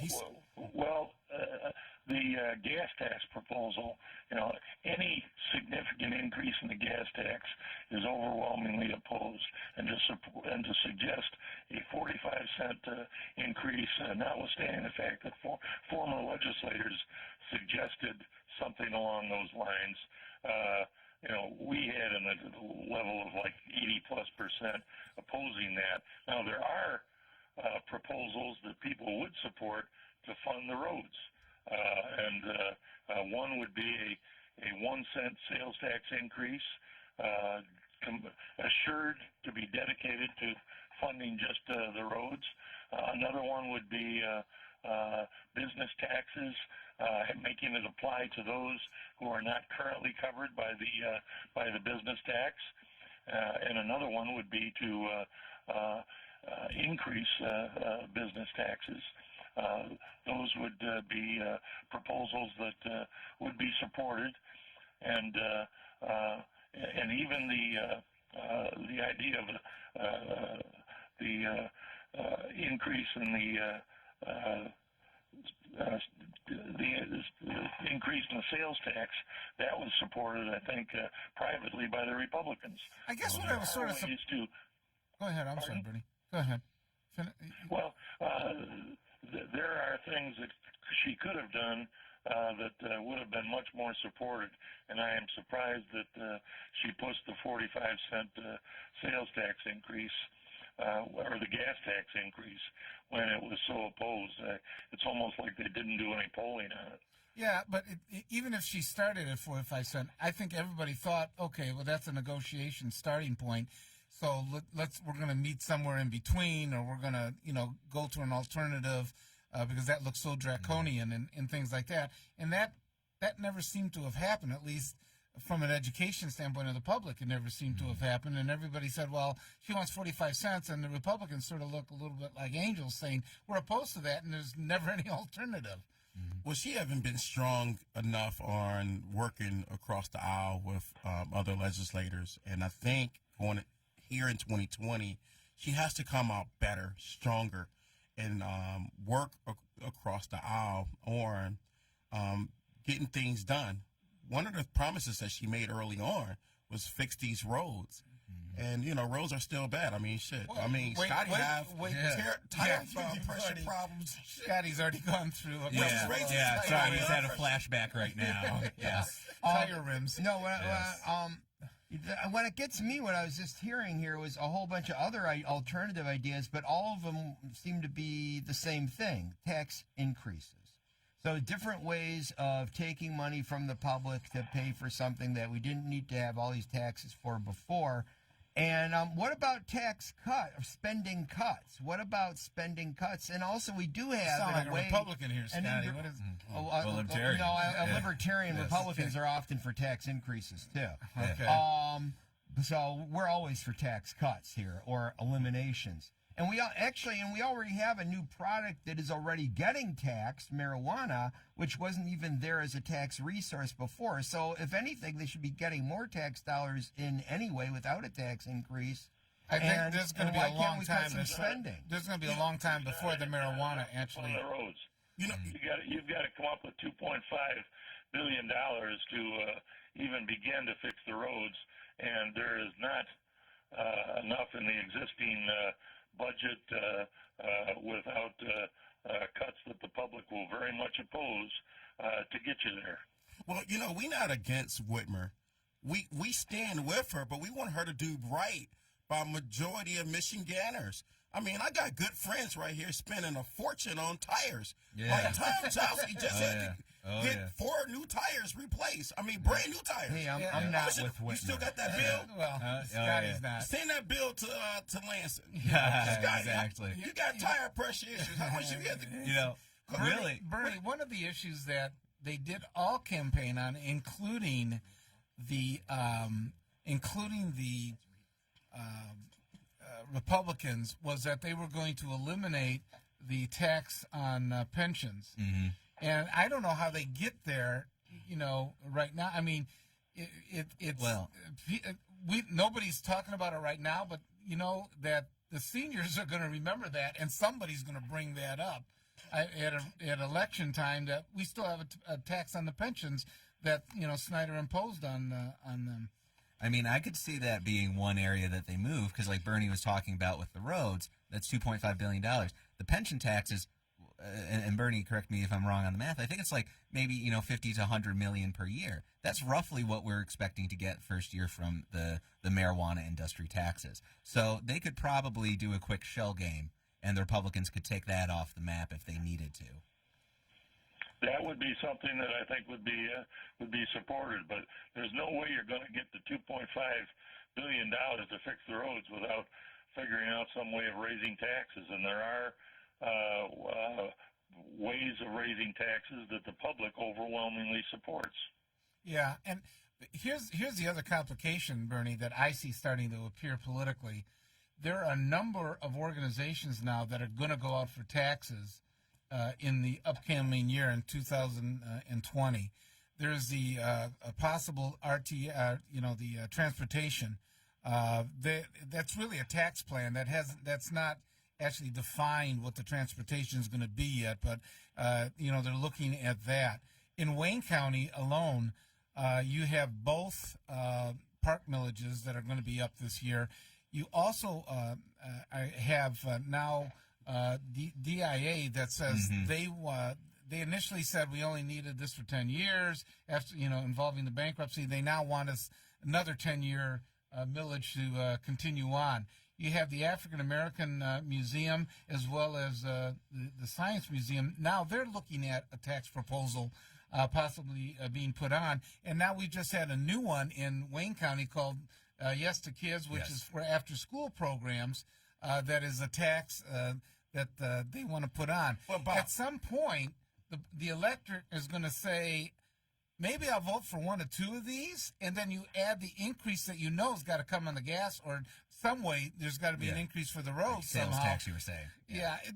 At that point, they're saying, I'm not going to do this. It seems like the race is whatever the first two that can get on the ballot have a shot. After that, if it gets voted in, the rest of them are just going to get rejected one way or another. Well, if the cost of the roads is going up so much, maybe we should look at that cost. You're saying there's this fixed number. Well, maybe that number's too high.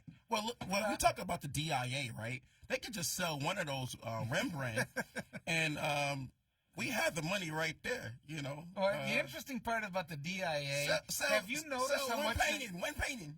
Have you seen how much they have advertised in the past 3 months? They're on every cable station. They're on 2, 4, and 7, and I get a mailing from them about the about DIA. once a week. About once a week. It's an enormous... And I know they're a nonprofit, and I know you got to be careful how you do this, but obviously it's pointing towards the millage that they're trying to influence at this point. I mean, none of this happened up to 3 months ago when they decided to go for the millage. Suddenly, the advertising and the mailings. Well, anyone who can afford all those ads and all those mailers doesn't need my millage increase. I don't know. Do you think there will be a cumulative effect, Bernie, that's going to be the thing that breaks the camel's back in this thing? Absolutely. And by the way, the reason why many of these millages are going on the March 10th presidential primary election is that because of what the Republican Party has done in terms of trying to, without any kind of recognition of other candidates, basically saying that Donald Trump is the only candidate, that could well suppress the number of voters participating on the Republican side, and the expectation is that there will be a higher Democratic turnout in the presidential primary.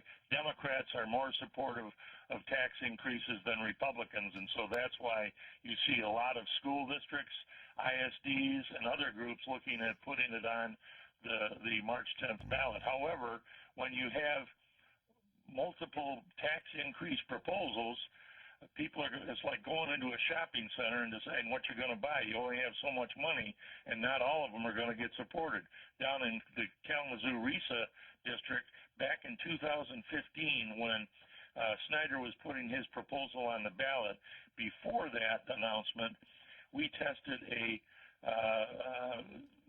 ballot proposal that was getting 65% support, and because of that going on the ballot, I was asked, could that affect our proposal? And I said, absolutely. We went back in and tested it, and it was only supported by 51% with the road proposal on the ballot as well. And so anytime you have multiple proposals, and I always tell clients, school districts or otherwise, check with the local clerks to find out whether or not there's going to be anything else on the ballot, because anytime there's more than one, certainly several, it can affect the support for all of them. Yeah, wasn't it 2012 where they had multiple ballot proposals on and they all got rejected? And Schuette did some pretty effective ads where he just said, don't mess with the Constitution. Was also the 3-page ballot in the city of Detroit. Hey, Bob, that was crazy. Bob, I have a solution here. Okay. If we don't, the DIA has 88,000 pieces of art. I enjoy going there faithfully every Saturday, right? And we get in for free because it's Wayne, Oakland, and Macomb residents getting free. Exactly. But guess what? If we sell off the medieval collection, or even, the DIA will be in good standing.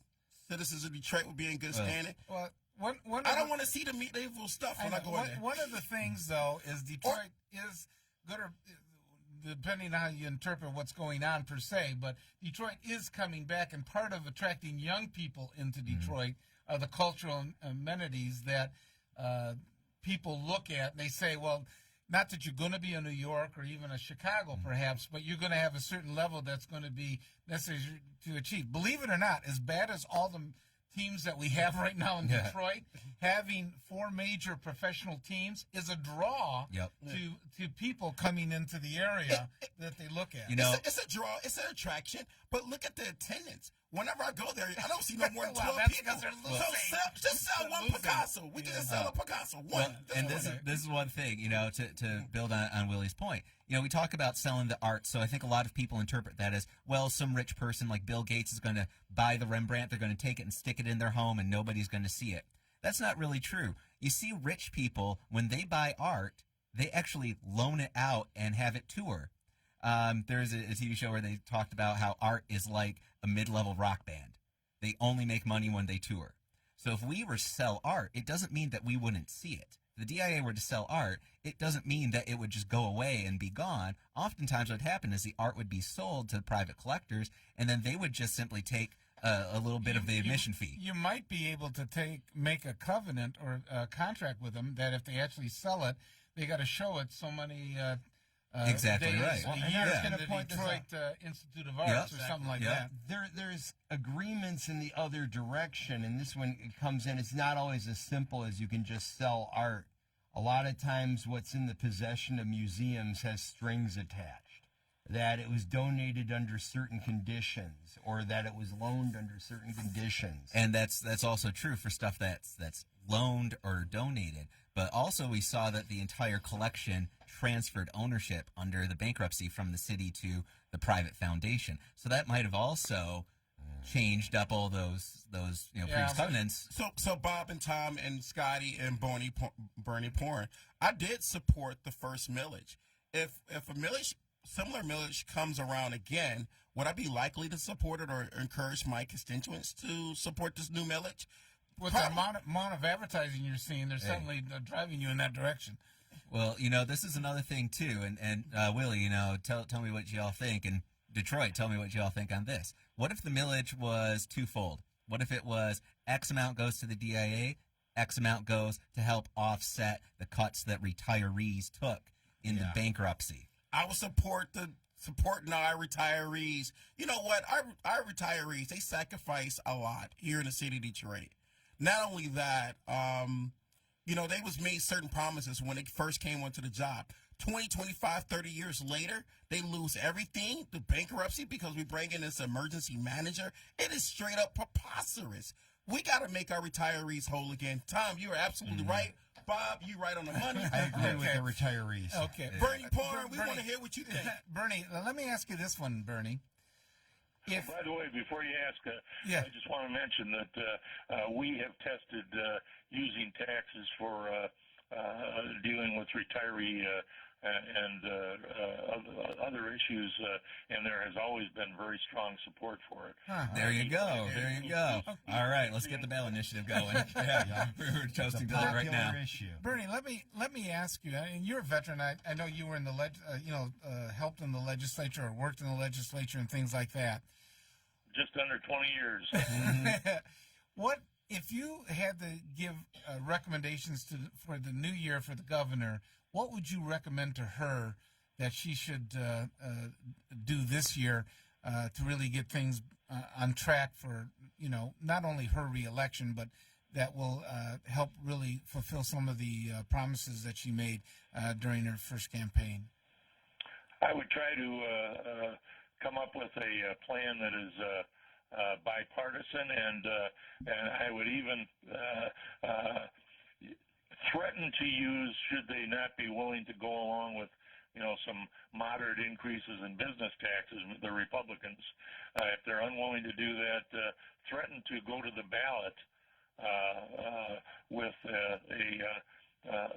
sales tax increase for the roads, and claim that she's being forced to do this, and try to get them to come up with something. We know that they are supportive of the sales tax increase, and so see if they would be willing to apply the business tax to those that pay nothing right now, and a couple of other proposals that would get you to the $2.5 billion you need for roads. And the other thing I would try to do is, in terms of the budget items that need to be funded, try to come up with a bipartisan compromise.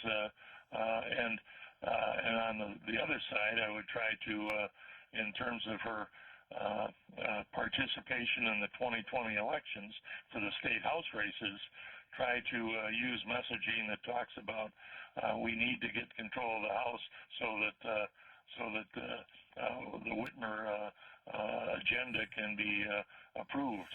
You know what's interesting about the business taxes, Bernie, is that in essence they get a benefit. They get two bites of the apple. Not only, there's no taxes that they pay that they used to pay in the state of Michigan, that during the years of Snyder and the changes that they've made, but a lot of those same businesses get tax credits when they expand or they build.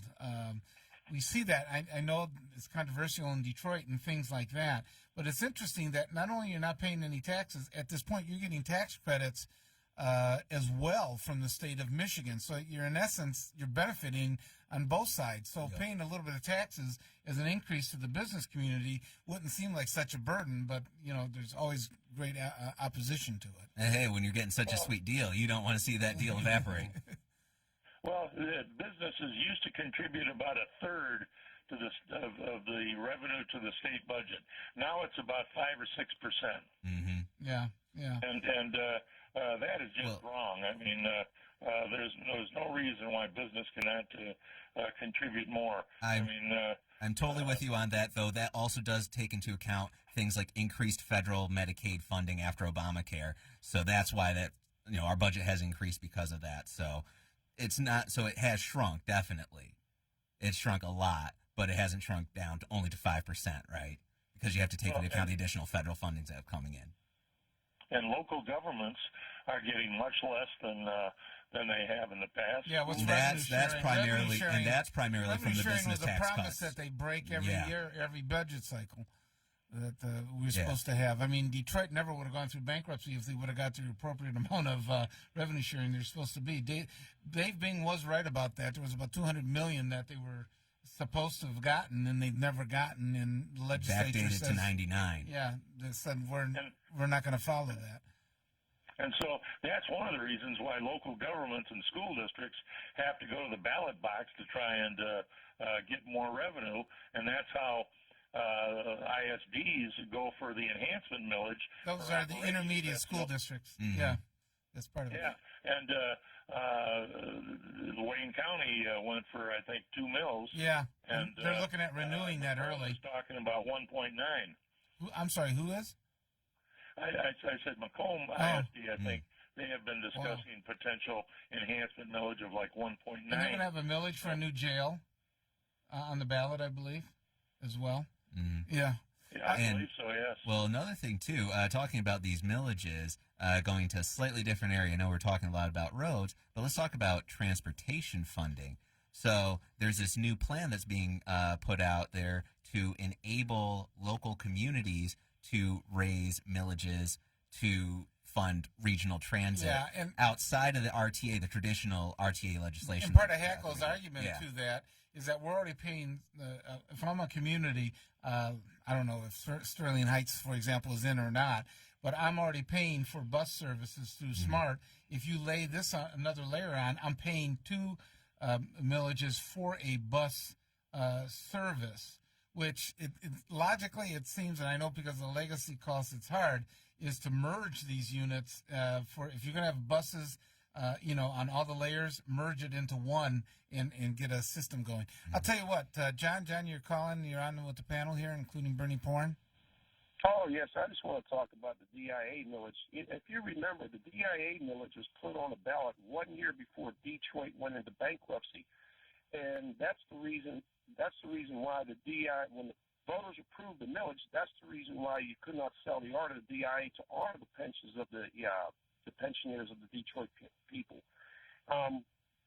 Now, this D.R.A. millage is only supposed to be a one-time thing. 10 years. 10 years. and now they're back at it. So what is the DIA now? Another government program we can't stop?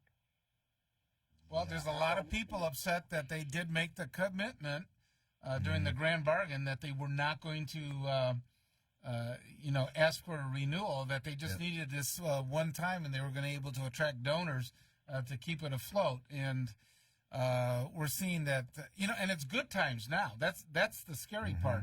I mean, the economy's up and everything else. It's good times now. It's supposedly good times. Yeah, but there should be enough money that's out there. The worst it's been in my life. Thank you. I think that's pretty. As far as it's the difficult. regional transit taxes and all that stuff, I agree. We have the smart bus up here. We're paying for it. Matter of fact, I'm this here. If they can't, if these taxes, these things can't support themselves, why ask me for the money? And then let's go with the pot tax. Let's use the pot tax to fix the potholes. Why come to the That's only $100 million. That ain't going to fix very many potholes. They ain't going to fix all the potholes in Macomb County. That's sort of exaggerated, like the lottery money. There's a certain amount that they'll bring in, but it's not an end all to the taxes. How about the savings of finishing up them expungements and getting all those people out of prison that are in there on victimless crimes? That'd be a lot bigger help than just the marijuana tax. There'll be another one. I'm not for supporting another tax to build a new jail. We can turn around and let the prisoners that don't really have crimes and records like that, let them out of jail. The jails will get smaller. But if they're real criminals, jail them. Yeah, you're in Macomb County, aren't you, John? Yeah. So you're going to face a jail millage tax. I've been in that jail, though. It's been not locked up, but I've been in there professionally. And Commissioner Burton, it is bad shape. It really John, is. I'm going to say this. Commissioner Burton gave you the solution there if you don't want to do the jail. Right? If you don't want the jail, build more mental health facilities. Number one provider of mental health care is the jail system. Let me say something about this county executive in Macomb County. First of all, I didn't want that because I was doing some research. The Macomb County, the county executive started in Wayne County in the 1960s, and it was supposed to smooth line and be transparent. Actually, it was in the 1980s. Go ahead, John.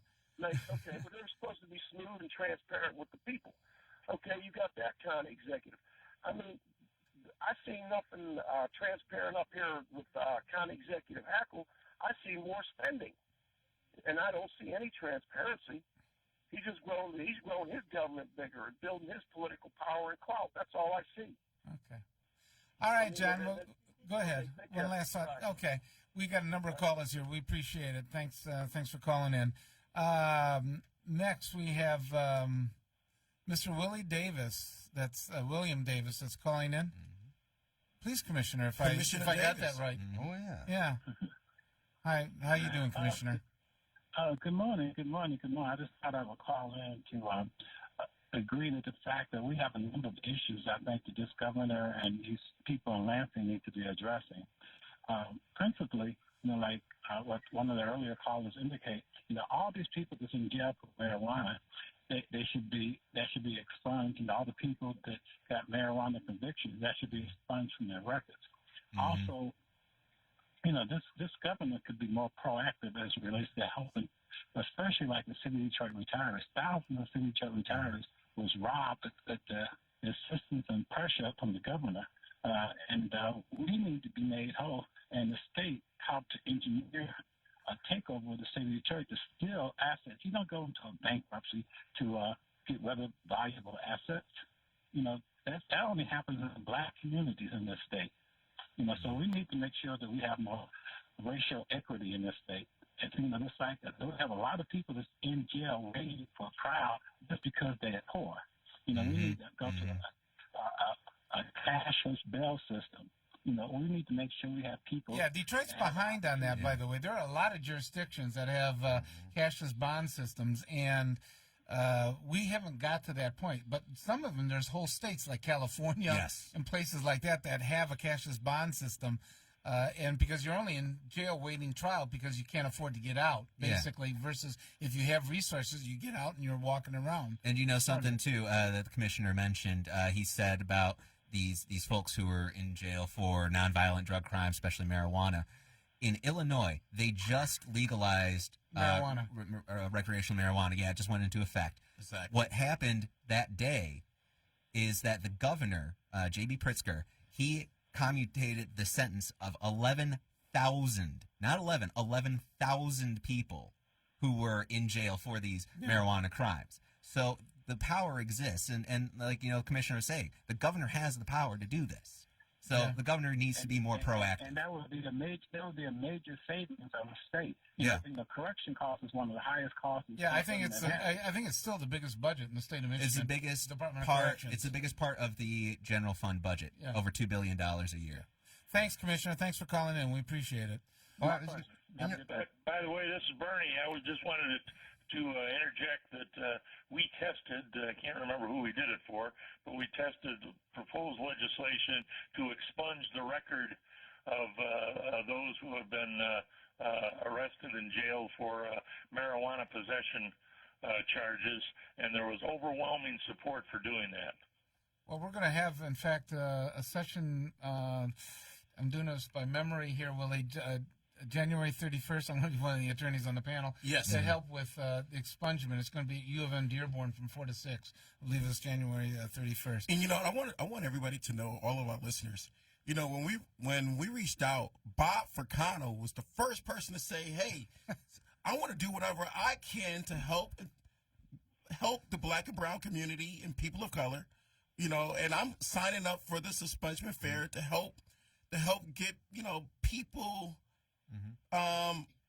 Make people whole again. Yeah. If you have a blemish on your record, you have a hard time getting a job, getting employment. You have a hard time, just accessing normal social services, right? Exactly. Bob answered the call. He said, "You know what? I will be there January 31st. U of M. I want to do what I can, all I can, to help people, help families right here in Michigan." Bob, you the man. Thank you. Okay, also on the line here, we have Brandon Bryce, who is one of our commentators that comes on. And Bernie, you heard you're on there, so we have another political consultant here. But before we go with Brandon Bryce, I want to say, last year, I just want to throw this out there real quick. Last year, Bob Ficano was my attorney that helped me get through some different things, when I was dragged out of a police board of commissioners meeting. So it was Bob Ficano that came to my rescue. It was Sam Riddle came to my rescue. It was you, the community, that came to my rescue. Bob Ficano is on the battlefield helping people right here in Michigan. Thank you, Bob, for all you do. Thank you. Thanks for the advertisement. Yeah, exactly. Brandon, how you doing? You're on here with the panel and Bernie Porn. How you doing? I'm doing excellent. What's going on? Well, we're talking about Governor Whitmer and what should be some of the priorities here coming this new year. And we know one of the things that they got to tackle is the roads. But what's your thoughts on some of this? Well, I think first of all, the roads still haven't been fixed. So let's stop there. I as I learned and watched this governor, I don't think she understands her role. I mean, I don't think that she fully has a grasp of what and how much power a governor actually has. I mean, if you look at where she is right now and where Snyder was at this stage, it's like night and day. I mean, Snyder, whether you like the guy or not, even though Flint really destroyed his career, he was a big part of bringing up of Michigan's comeback story. If you want to tout that, and so my concern is I don't think she understands her role fully. I don't think she's really made the moves that she said she was going to do as it pertains to the roads. I don't think that her administration is really doing those relevant things to bring back cities like Saginaw and Inkster and Flint and Benton Harbor. I just don't see it. I'll be honest with you guys. At the rate we're going, she could be a one-termer, honestly. Well, she still has 3 years to recover, which is a lifetime in politics. And also, Brandon. But your first 100 days, we all know this, your first 100 days literally sets the tone for your administration. And quite frankly, there are a lot of Detroiters that just say, hey, we put you in, but we're not really seeing much return.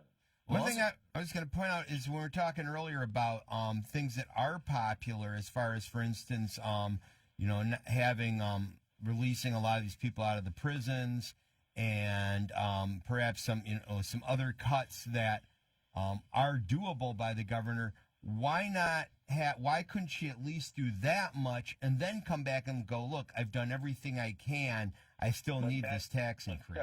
Scotty, that goes back to my point. I don't think she really understands her role. I mean, one thing I can say. She did commute. She commuted some. But one thing too, you're talking about understanding the role, and you bring up Governor Snyder. Now, we talk often about the federal level, about the imperial presidency. Snyder really gave Michigan, even more so than John Engler, I would say, the imperial governor, right? Even though John Engler was a strong governor, he worked with the legislature. Here's the role, guys. The governorship is not a legislative per se position. It's an executive role. And so and I think that's what's killing our governor now, is you're in a Republican majority, but the buck stops with you, not them. And so the thing is, how do you let a majority essentially dictate you're the governor? Act like it. Yeah. Well, the thing that did surprise me is that one of the strategies was to veto a number of the items, and thinking that the Republican majority was going to come back and say, oh, no, we can't do that. We got to negotiate. Exactly. Republicans generally want a leaner budget. So they said, great, there's another, how many $1 million that aren't going to be spent. That's fine. She did target Republican priorities with those cuts. Those cuts. It impacted some things. Like when you do secondary roads, the Wayne County gets the largest portion of secondary road money for the sheriff's department. I mean, it has an effect, disproportionate effect. Unfortunately, all the other sheriffs in the state got impacted, but Wayne County got hit the hardest because they get the biggest amount of money on the secondary roads. I don't know if that was part of the calculation or not. Brandon Bryce, when the governor said fix the damn roads, do you think she was really targeting African American voters? Because she could have phrased that a different way. She could have said, "I want to fix the roads." How about? I mean, the bottom was that line, a political speech? It resignated. The bottom line is, it was a slogan that got her elected. Okay, whoop-de-doo. Now the question is, well, I mean, what about fix the damn schools? What about Thank you. Fix the damn infrastructure? I mean, what about fix the damn jails? Even if you want to look. Well, empty the damn jails, what I would say. But Hold on, guys. I can tell you right now that there are states that are literally, there are cities that are literally looking to the state because they're falling apart. I mean, whether you want to look at cities in Flint and Saginaw, and keep in mind, the Flint water issue is just the tipping bird on the state. We've got places in River Rouge that have water contaminant issues. We've got issues in downriver that still haven't been addressed. And so, I mean, the ooze on the 696 freeway that came on is going into the water table, which is kind of wild. I'll tell you what, Maxine is telling us here frantically that we're reaching the end of our hour here, so we gotta go. Hey, Brandon, we're gonna obviously have you back on. We appreciate it.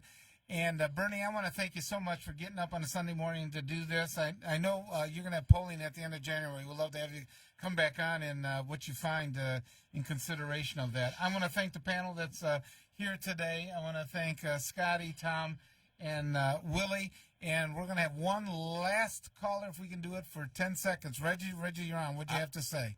Yeah, Happy New Year, everyone. Happy New Year. Hey, Chris. Okay, what governor should do is use her power to make the city of Detroit retirees whole, restore their pensions and everything like that, everything that they lost. All right. Well, we appreciate it. Thanks, Reggie. Yep. I want to thank everybody for calling in and for all our guests. And again, a special thank you to Bernie Porn for joining us here today and to the panel. And you're listening to 910 AM, the Superstation. I'm Robert Ficano. Join us next week from 8 to 10 a.m.